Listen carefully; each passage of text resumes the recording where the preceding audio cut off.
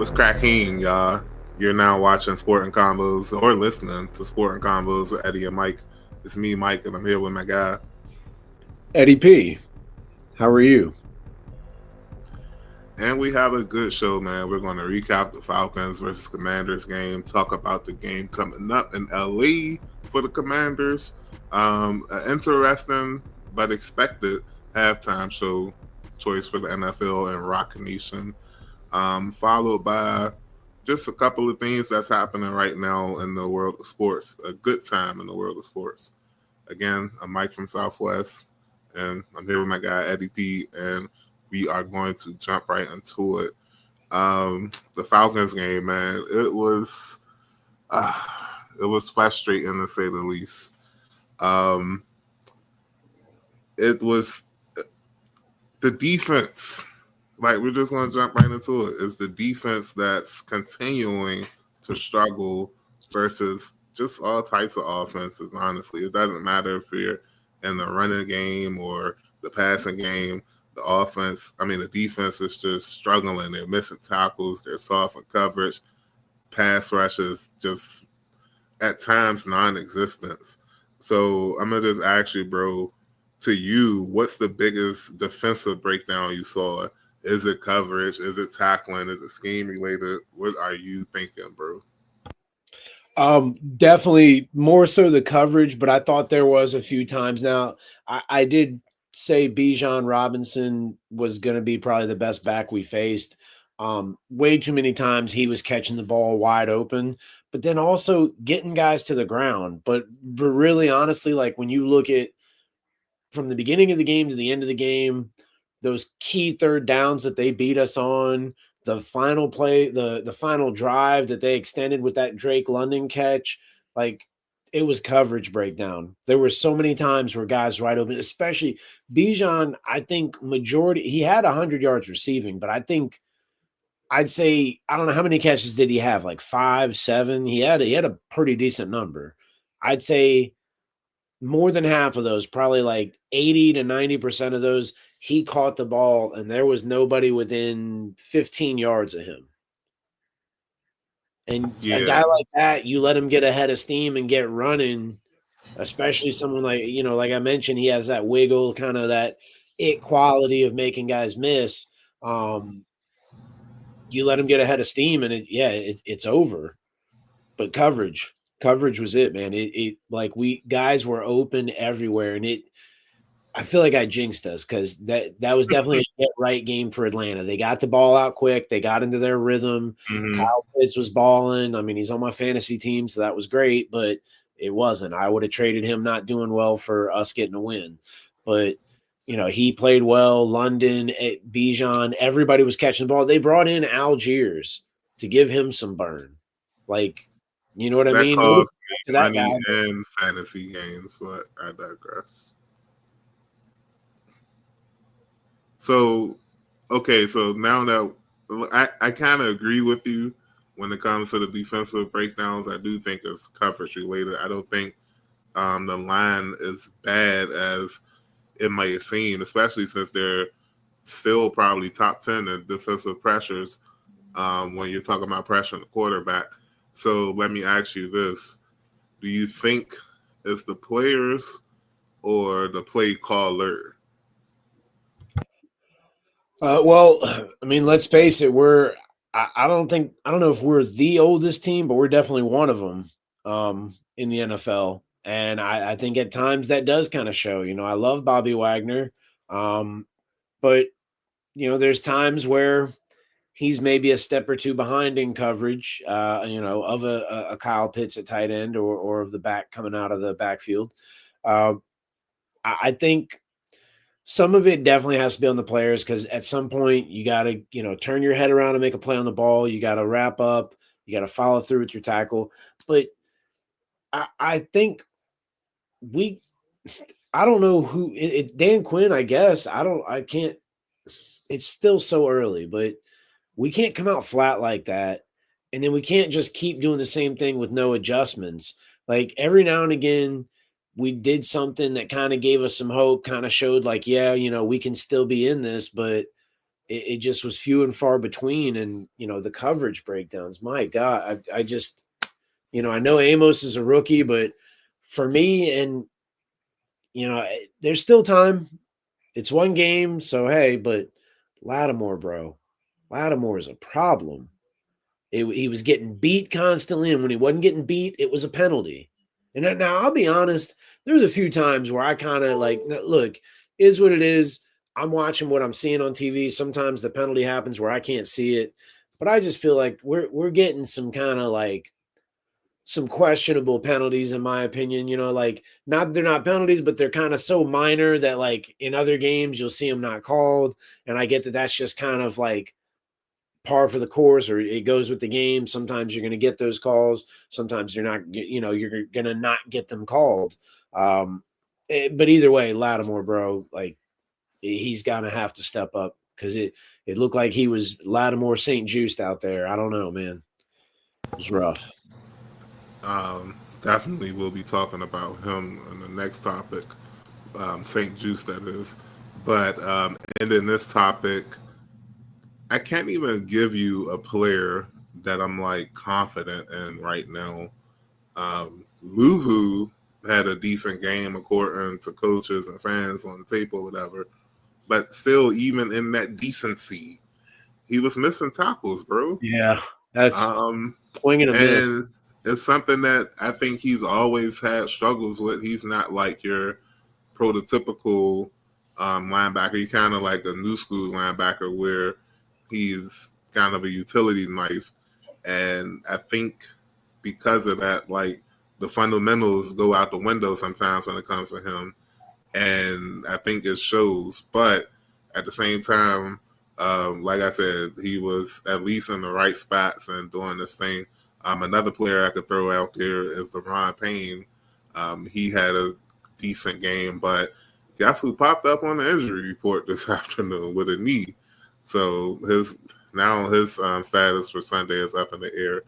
But speaking of Sunday, yes, they are flying back to Cali to Los Angeles to take on the Chargers. No San Diego. They are taking the Los Angeles Chargers and Justin Herbert. FanDuel has them as an underdog by 2.5 points. Actually, that's kind of lower than I would have gave him, to be honest with you. But bro, Jayden Daniels, he's back. He's playing for the first time since the Week 2 loss on Thursday night versus the Packers. What should we expect from him coming off injury? And he'll be wearing the brace. Keep that in mind. I think we've become spoiled based on what happened his rookie year, where there was expectations, and in a roundabout way, he individually met those expectations, being somewhat of a savior, etc. I mean, it's only one season; you can't really anoint savior, but we did have our first 11-win season, and one game away from the Super Bowl and all that. I having said all that, us being spoiled, I expect a statement game. I think he probably is one of those guys that, while he certainly understood, being protected from himself, injury, thinking long-term, thinking future, blah, blah, blah, he was probably chomping at the bit. And, I'm not any sort of great geography person. Dude's from California, so I don't know how close San Bernardino and LA are, but fact of the matter is he's It's going a back. suburb. Okay. Fact is, like you said, I forgot they called it like a different part of LA, like LA Prime, or I don't know, something like that. But it's a suburb, like maybe the opposite direction of Anaheim. I don't know, but okay. The LA area, like the DMV, is the DMV supposedly. Oh, all right. Well, hey, point is he's going back to his native land, and I think he's going to want to light it up. Certainly going to be a bummer without Terry, without Noah Brown. Looked like Debo was going to maybe be at risk, but he's now slated to be a go. Yeah, I expect a statement game from Jayden. Certainly be nice to have some excitement, but having him come back definitely. Not that the playbook is totally different for him and Mariota, but it's different. I mean, I think everybody understands what I mean. You know, so um, you got that aspect of things there, and yeah, hopefully we get the dub. Hopefully we play well, and no setbacks for anybody, no injuries, no nothing crazy. So I pulled up a map real quick, and it looks like if DC is LA, Anaheim would be like Fredericksburg, Okay. maybe a little bit Manassas, and Riverside would be like, I don't know, um, hmm, somewhere in Maryland. Like, I'm trying to put a place in Maryland where you might know, but I can't think of nowhere. Let's say where I live in Maryland. Gotcha. That's where San Bernardino is towards DC. So it's like all in the same pocket for the most part. But what's up with this O line though, bro? I think I saw stats from Laremy Tunsil that he was doing pretty well. But the other four, I think you can say they've been kind of up and down. From Connerly, the rookie, it's already been a turnstile at the guards position so far. But the good news is that Cosme has started practicing, so his I 21 saw day that. window has opened. It's about 18 days now, probably. But yeah, they're going against a tough front, even though the Chargers lost Bosa to the Bills, I think, this offseason. They still have some nice pieces, led by Bud Dupree, I think. So, how do you think the O line as a whole will hold up versus that Chargers front? I think it's going to be a challenge for sure, but it as we talked about in our very early Eddie and Mike podcasting days about the Brady effect. Jayden Daniels has that same kind of thing.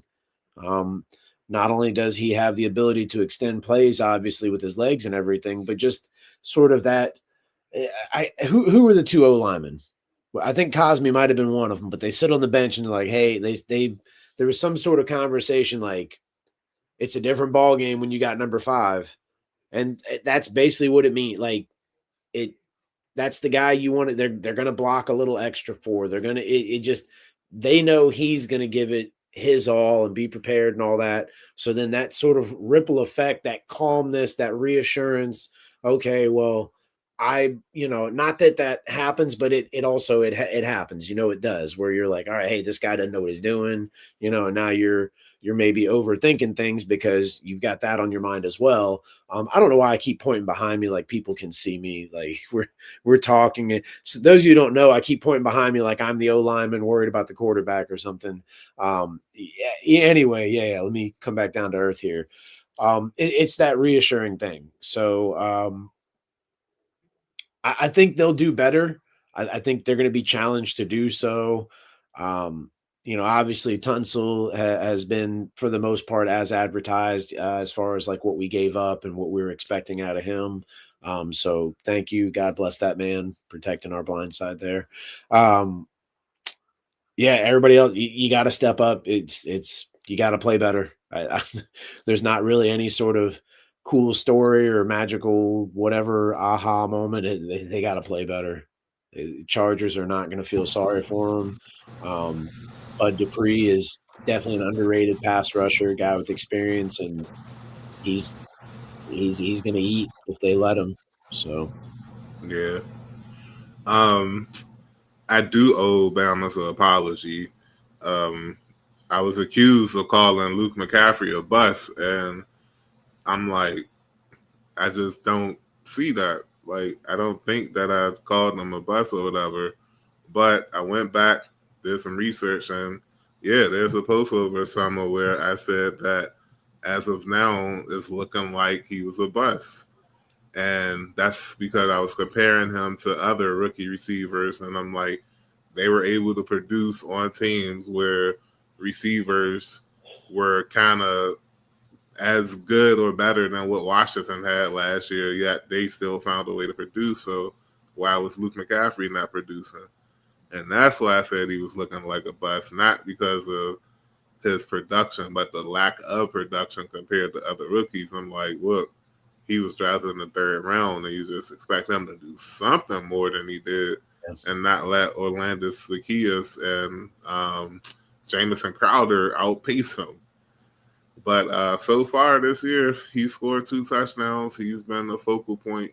He's been open. He's been getting the ball. And I think on Sunday, if he gets lined up across St. Juice, I think Jayden Daniels might have to test him out and see, because he just knows that St. Juice isn't that good at covering wide receivers. Like, let's keep it a buck. He's only playing like 50% of the snap. I mean, not 50%. I think he's only had 50 snaps on defense so far for the Chargers, so it's not like they're rolling them out every down. He has played well for when he has been out there, but the Chargers secondary as a whole just doesn't scare me. So I'm expecting Luke McCaffrey to have a decent game. Who else do you think on offense needs to step up in order for Jayden Daniels to have a successful return from injury?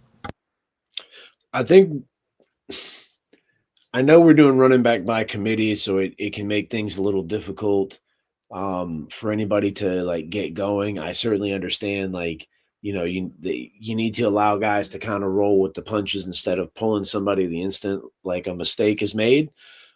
So having said that, I'm still going to say I definitely think we need to see more out of the running backs. I'm going to go my man Debo. He's got to continue to shine like he has. We've used him in a variety of ways, and for the most part, he's come through, at the very least, getting a touchdown. He was big on returns a few weeks ago, but it seems like that's kind of Luke's job now. Totally cool with that. Don't have a problem. Use Debo more on offense. Let Luke be the return guy. No problem there. But yeah, Debo, like he's doing a lot.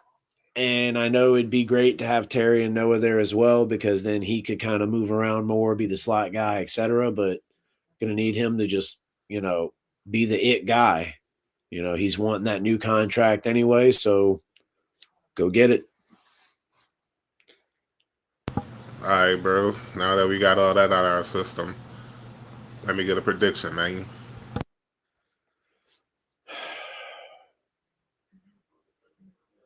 I'm going to screw it. 35-21, us. Why not? Little bit of a shootout. Our defense has I know I'm biased. We have the makings to be really solid on defense, but there's just a lot of moving parts, and NFL not for long, so easier said than done. 35-21, us. Okay. Yeah, I just feel like we're losing a lot of our bullets. The defense is not good. I feel a big game coming from Quentin Johnson for the Chargers. And I'm gonna stick with the Mike from Southwest 2025 special. The score will be 24-20. That will be the score for every prediction. If 24-20 was a company, I wish they would sponsor me, because I'm rolling with that score every game. But nevertheless, Chargers 24, Washington 20. Herbert has a solid game, and the defense, they give up way too many third downs. And yeah, Jayden has a solid game in this homecoming, but not enough to secure the dub. Okay, we shall see. Now we move on to Eddie and Mike's game of the week. We have the, I believe, 3-1 Denver Broncos heading east as a 4.5-point underdog to face the reigning, the defending NFC East and Super Bowl champion Philadelphia Eagles. Keys to the game, man. can Jayden Daniels throw? I mean, Jayden Daniels. Can Jalen Hurts throw on this Denver Broncos defense, man? I don't know. They had zero Broncos 2 passing and 2. yard. Are they 2-2? They Man, are. who did they lose to? Anyway, so they're 2-2. So I can see why they're the 4.5-point underdog right now. Colts and Chargers. Okay, fair enough. Um, is that the game that they blew against? I thought they won one of those games, but anyway, I was wrong. And yeah, but I still think their defense is tough. I still think the Eagles will have a tough time passing against them because they had 0 yards in the second half versus the Buccaneers last week. Did they play them last week or the Rams? No, they played the Bengals, the No, Broncos. The Eagles. The Eagles played the Buccaneers. Yes, you're correct. Yeah, okay. So yeah, you still have AJ Brown doing whatever he does on the sideline when it comes to pouting or not being involved in the game. So even though the Eagles are 4-0, they have a couple of situations going on right now. But I still expect them to pull out the dub. But there is something brewing in Denver and that backfield. Eddie, what can you tell us about a solid vet and a rookie running back? Mike has been planning this for a while. I tried to make a trade in our fantasy league for a Mr. RJ Harvey. You look at almost similar to what San Diego, what the Chargers kind of were doing, building up some big line and then having some solid running backs. Obviously, J.K. Dobbins with a little connection there coming over from the Chargers, him being the vet. And then they have another vet. I can't remember the guy's first name, but McLaughlin. He doesn't even really get to see the field or suit up, but he was a solid contributor at running back for them last year, showed some promise. And yeah, I mean, it's looking like the RJ Harvey show is what the future will hold for Denver. Right now, he's kind of their return guy. They maybe throw him the ball, give him some carries, split work with Dobbins. But I think you're going to see Harvey probably become the guy at some point. But J.K. Dobbins is tough, man. He's not going away. He had a good year last year for the Chargers after recovering from a knee injury, and before that, he had solid few years with the Ravens. So he's got experience. I don't think he's going away, but I just said what the NFL stands for earlier. So take that for what it's worth. No, and yeah, I'll predict Philly to cover. Sure, why not? I'll say 25-17. 25-17 Philly. Traveling east for a West Coast team is notoriously tough. Going into that environment, it's not like Philly's defense is trash and the Broncos' offense has been kind of iffy. So sure, I'll take Philly to cover and Denver to fall to under 500, which would be surprising, in my opinion. Who you got? Well, I'm going to pull out my Uno reverse card and slam it down because I'm going to pick the exact same score in reverse. I'm going to take Denver to uncover Philly 25-17. You dumb, yo. I am. You should be able to catch that game on, I'm going to say Fox. I'm sorry. I meant to say CBS. Catch that game on CBS. And, yeah. You are correct. So I am good. Only reason I say that because Philly is the home team and usually the AFC away team plays on CBS or whatever. But nevertheless, it was a special announcement on Sunday Night Football.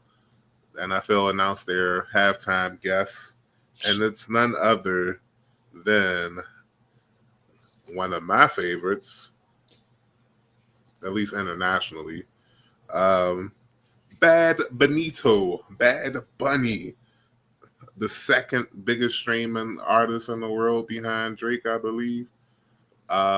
He's going to host a halftime show for NFL in the next Super Bowl, and I think it was a nice pick, man. I know a lot of people have been against it because they probably don't understand Spanish or don't care to hear Spanish from a foreigner. I'm but liking where you're going with this. I like the way you're wording all of this because I've got plenty to say about this. Go ahead. but a lot of fans, they don't get it. The NFL, they're chasing global appeal, man, and streaming numbers. So let me ask you this: does this make sense business wise for the NFL? About 1,100,000%. You said it right there. International. They've been playing games in Mexico. I think they just didn't they play in Ireland last week. They're about to have more games in London. They've had games in Germany. They're playing everywhere. They've had games in Brazil. Um, the NFL is trying to expand and conquer. They are trying to broaden their horizons. They are trying to diversify their portfolio, if you will.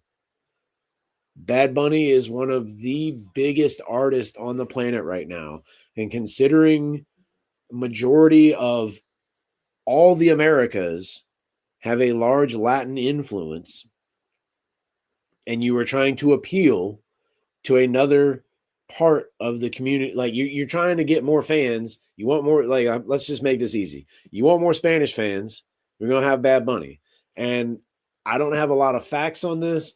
I don't It's gonna sound, this is a very raw thing to throw out there, but first of all, I think it's brilliant, and I hope he does the FU by singing all his songs in Spanish just to piss people off, because I think it's stupid. For one, let's face it, people, like, I mean, I don't know about you, but for me, I don't even really watch the halftime shows. I watch the football game. I know he's performing. I'll be honest, I'm not a fan of his, but that doesn't mean I hate him. My wife likes him. I hear him often, and I think that plays into a factor of why I'm not a big fan of his. But this is a business move. While the artists typically aren't directly paid to do the halftime show, if I'm correct, I believe they get like money to pay for what it will cost to put on their halftime show.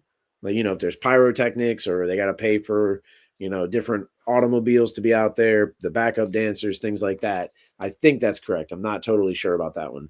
But anyway, usually artist has a new album, a new song, or there's something going on and they're trying to kind of, continue to generate revenue, keep the, the views, the content going.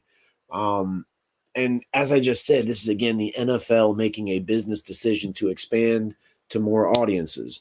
But I've also heard on some flip side where, like, if he does do what people think he'll do, which would be singing all his songs in Spanish, which most of them are, is that there's going to be some sort of new feature.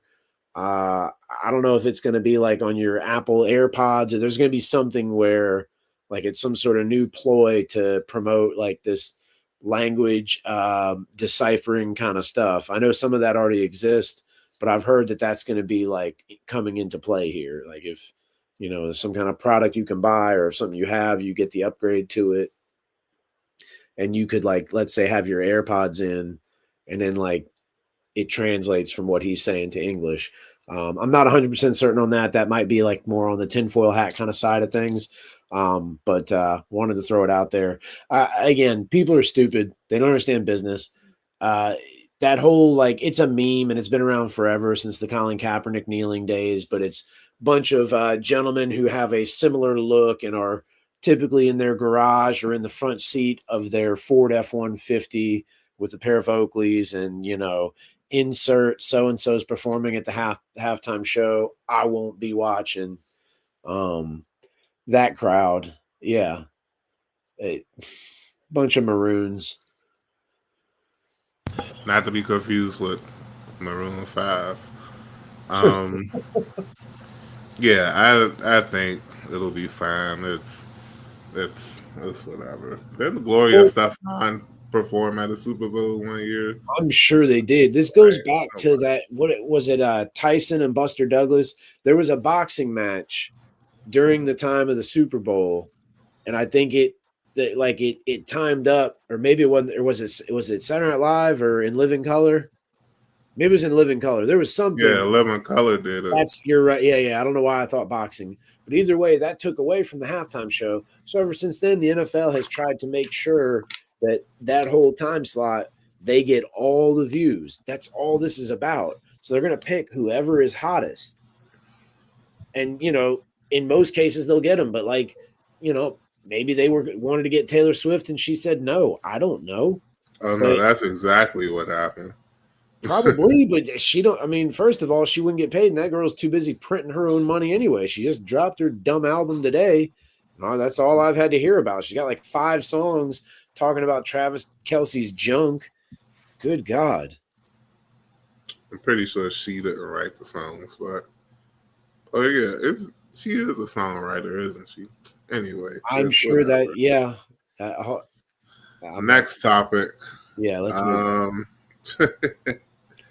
Jon Gruden's lawsuit against the NFL, man, over the leaked emails. Remember him, Bruce Allen, all that stuff.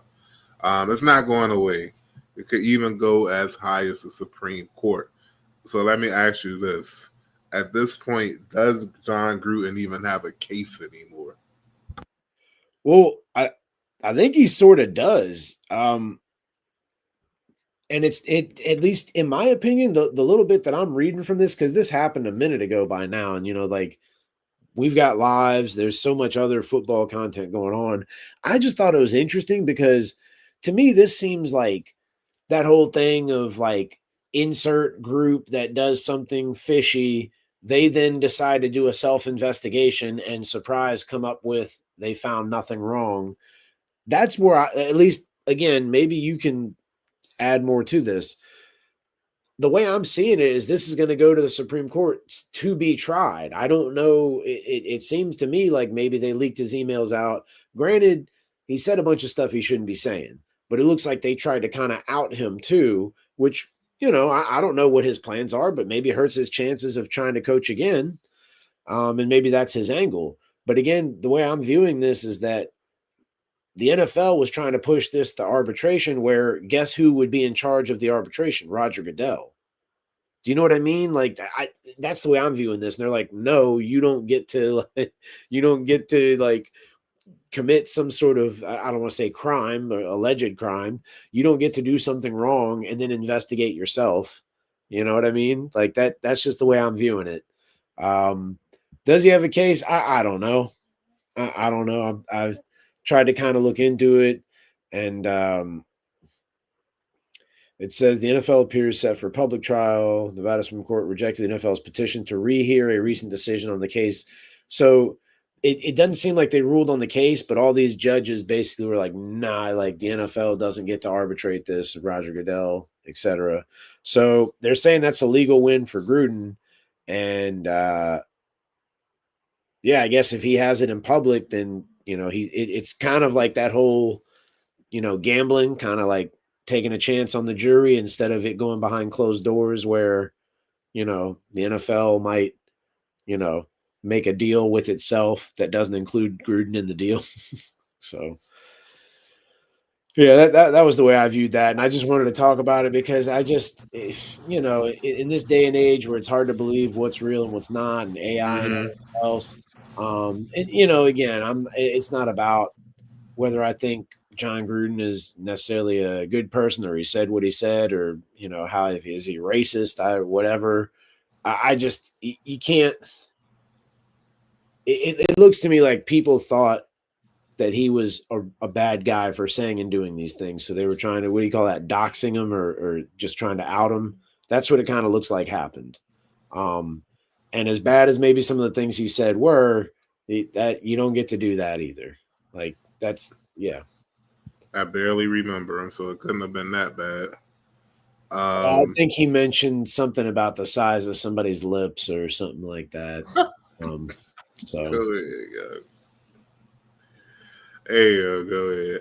I think the NFL just trying to hurry up and get rid of this though, or push it under the rug or whatever, because they don't want more stuff coming out, and it just feels like Gruden is like he don't care what comes out.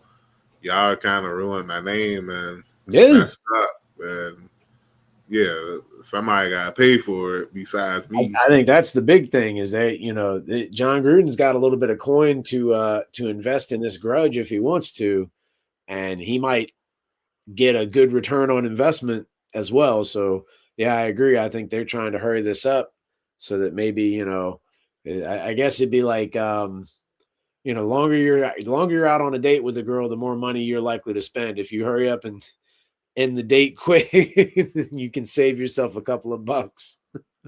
So I think that's where the NFL's at. They're trying to hurry this date up. No bull. So let's go ahead and bounce out with this last topic, bro. It is the most wonderful time of the year for a sports fan. You have multiple postseasons going on at once with Major League Baseball. Shout out to the Boston Red Sox. Thanks a lot. Thanks. They failed to the Yankees in the wild card round, so the Yankees are moving on to the division series where they're probably facing who? The Mariners? Or the I'm not sure. Give me a second. I'll tell you. Yeah, Major League Baseball, Dodgers, they're heading to the division series too, and I think they'll be facing the Reds, if I'm not mistaken. They already beat the Reds. Dodgers are playing the Phillies, and the Yankees will move on to Blue Jays. Okay. So I guess the Indians Tigers play the Mariners. Okay. Tigers beat the Guardians. Tigers was an interesting situation. I called them the Indians. My apologies. The Guardians. I'm sorry. Yeah. Well, the Tigers had that whole thing. I don't know if you remember back in the day. I think it was the Mets. They had this like gigantic lead in the division, and they let the Braves come back and beat them. It was like 30 games or something, and there was like an ultimate collapse. The Tigers had a little bit of that happen, but they held their playoff spot, and so that was how they ended up playing the Guardians, because I'm pretty sure they're both in the same division or the same conference. I can't remember what you call it. But they just beat them, so they will end up playing the Mariners. And we'll have all these games starting tomorrow. As a matter of fact, it's going to be a new series for every team, because the Cubs beat the Padres. I don't know why I couldn't think of that word. So yeah, Cubs, Brewers, Yankees, Blue Jays, Dodgers, Phillies, Tigers, Mariners. I got to be honest; those are all going to be good, really good games. And I mean, you can obviously argue probably biggest one would be the Dodgers and Phillies with the stars on both sides of the ball. The fact that the Phillies have had all the success as well as the Dodgers have in recent years. But I'm going to tell you right now, don't sleep on the Cubs Brewers. Cubs got this guy Suzuki, who's nasty. They got Pete Crow Armstrong, who's pretty nice. The Brewers have some solid guys on their team. The Brewers have your boy Christian Yelich, who looks a lot like Pete Davidson. So, yeah, most wonderful time of the year. Honestly, I brought this topic up because it is very cool at the moment when you have all of these sports going on at once. But I also kind of always, it makes me think like, these random sports questions, like what would be your most favorite time of the year as it relates to sports? And for me, I mean, you could argue right now that'd definitely be probably a top 3, maybe number 3. Number 2 would probably be around the Thanksgiving time. I mean, obviously that's mostly fixated around NFL and then eating the food. A lot to like there with just that though. But I would argue it's Christmas, like that week leading up to Christmas, but then Christmas Day, because you've got the NBA playing and they usually get a decent slot of games with superstars or good teams playing each other, or cities that are rivals like in LA, Boston kind of thing. You also have college football kind of wrapping up and winding up. You're starting to get an idea of who the playoff teams will be, what the Heisman race is looking like. And similar with NFL. I mean, it's kind of a sort of a bittersweet way to say this, but you kind of either know if your team's good or not. Your team's not good, you can focus on enjoying Christmas time. And, I don't know what people eat on Christmas Day, I usually get up and just make a big breakfast, but I do that every weekend. So, yeah. Anywho, you can just focus on doing some of that kind of stuff. Or if your team's good, you got something else to add to the presents and all the good times with family. And there's just something about it where the weather's a little cold, but it's not terrible. I guess depends on where you live. And for Uh, the first time ever, your football team will be playing on Christmas this year. yeah, At it just FedEx Field, crazy enough. it's So just a cool it's time of the year for me. You throw some hockey in there, some college basketball as well going on.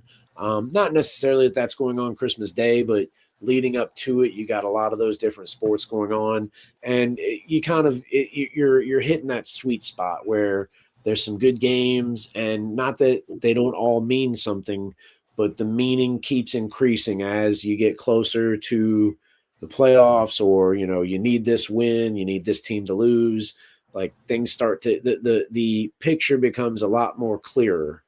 And yeah, it's an awesome time, at least my opinion.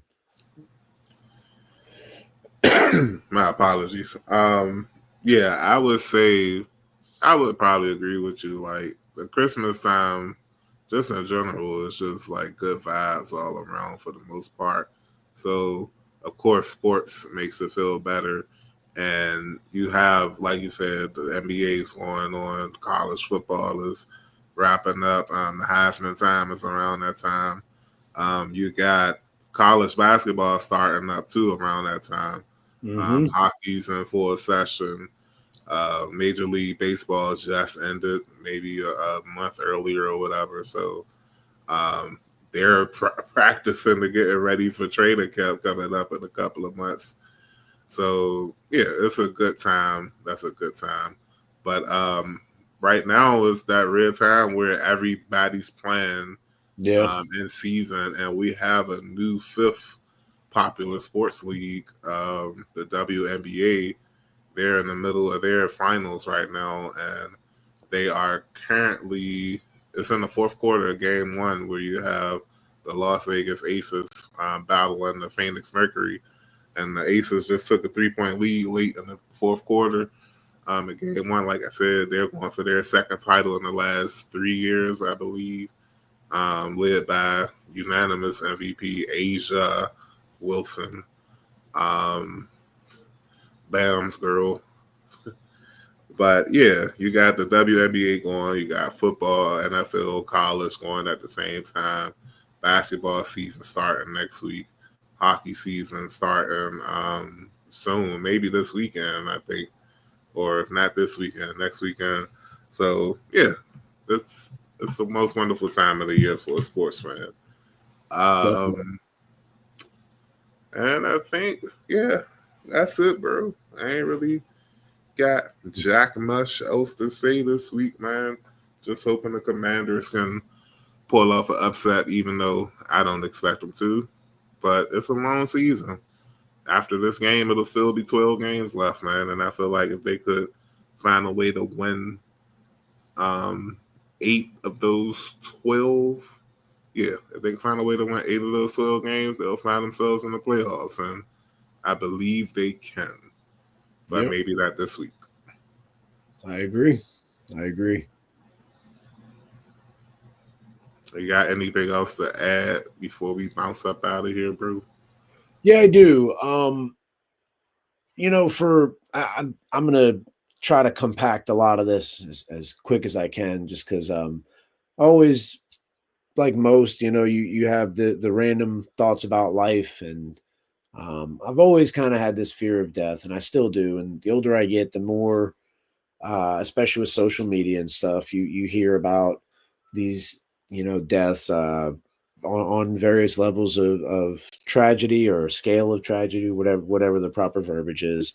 Um, and I realize more and more just how lucky I am, and we should all kind of have similar realizations. Uh, I speak about this specifically. I just was reading Kyron Lacey, I think is how you say his name. He was the gentleman that played for LSU, and then he was accused of a hit and run that turned fatal.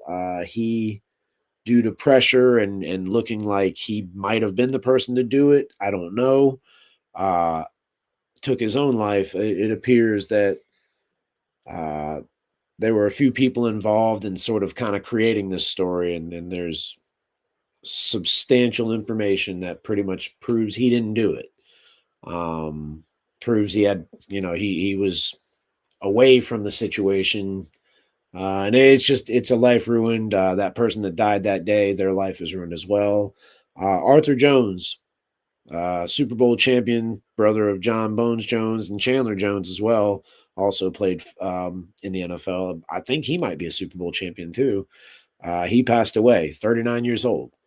I bring up both these situations because in life you have choices. Choices have consequences, reactions, etc.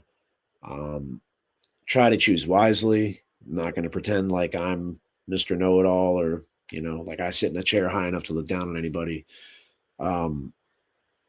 I just appreciate what you have while you have it. It's not about necessarily how much time you have, but what you choose to do with it while you have it. So I would just encourage people to just be kind, be thankful. Yeah, that's it, man. I don't know. I think about stuff like this all the time, and those guys were young, much younger than me. So appreciate the blessings while you have them, guys. Take care. Nah, it's always good to reflect, bro. I'll never look down on that. Thanks for joining us this week, y'all. We're gonna holler at y'all down us in about 7 days. Peace out.